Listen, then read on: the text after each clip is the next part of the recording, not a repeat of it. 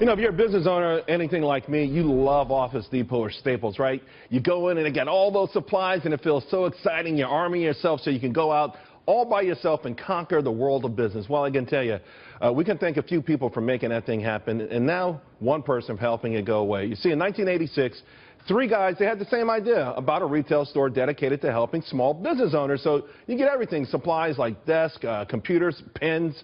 Leo Kahn, Thomas Brenberg, they launched Staples in Brighton, Massachusetts with the help of a financier, a guy you might have heard of, Mitt Romney. Down in Lakes, Florida, F. Patrick Scherer, he opened up his first Office Depot at the Lake Mall. Well, the next 20 years were the golden years for the startups, peaking at all-time highs, both of these stocks in 2006. But things started to turn around, and then, of course, there was the Great Depression bubbling beneath the surface. President Obama, well, he still thinks it's the good old times because he has blocked the merger that was really, I got to tell you, for some reason, inexplicably upheld last night by a federal judge. And, well, this administration's anti-success, anti-profit agenda has laid waste to entire industries and companies. And, well, you can now add Office Depot and Staples to that list. How far is too far? Joining me now, Eric Guster and Brenberg. Professor, let me go to you first. Yeah. You know, I mean, these are two companies that are dying. Yeah. They're dying. They're closing stores. They're laying off people. Why would President Obama think there's some sort of monopolistic threat? They're not. It is clearly a defense. They're not playing offense here. They're playing defense. They look around the world and they say it's changing. The world we grew up in isn't the world that we live in anymore. We can't compete with the Amazons and the Apples, the technology. And so they're trying to make a move to stay afloat. Why in the world we don't let them do that, I don't know, because I don't see how it makes consumers better to put both companies in a position to fail. Eric, I mean, really, I really don't get it. I just see this as a single-minded Obama administration. They hate business. Oh, it's two companies. How big are they? They're the biggest in their industry.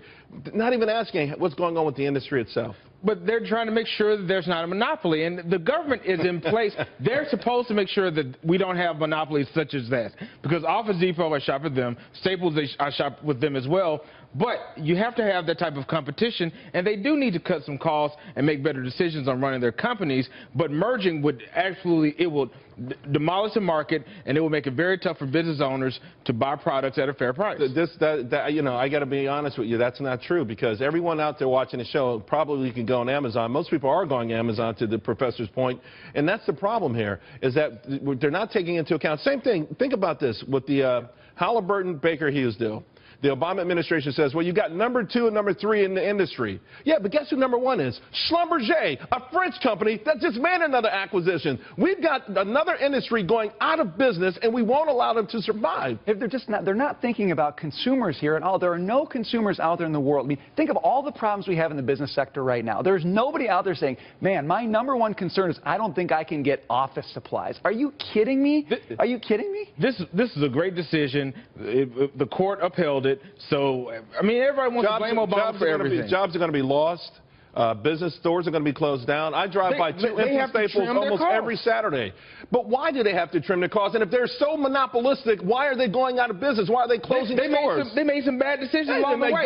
Yes, they did. Things are out of their control. No, obviously they didn't. They did. No. That's why they're trying to create a monopoly. If you're in the 6th grade and you were the center of your school basketball team, and then they brought in someone who was like 2 feet taller than you didn't make a bad decision. You just can't compete with the taller guy. The market has changed. The problem is the world has changed. Amazon exists. It did not exist when these companies started. The internet itself, Amazon being the king. No. The market is bigger than Office Depot and Staples. They're defining the market too small. Those are the 2 biggest players in the market. And those are the 2 biggest players in the brick and mortar part of the market. Exactly. Which is dying.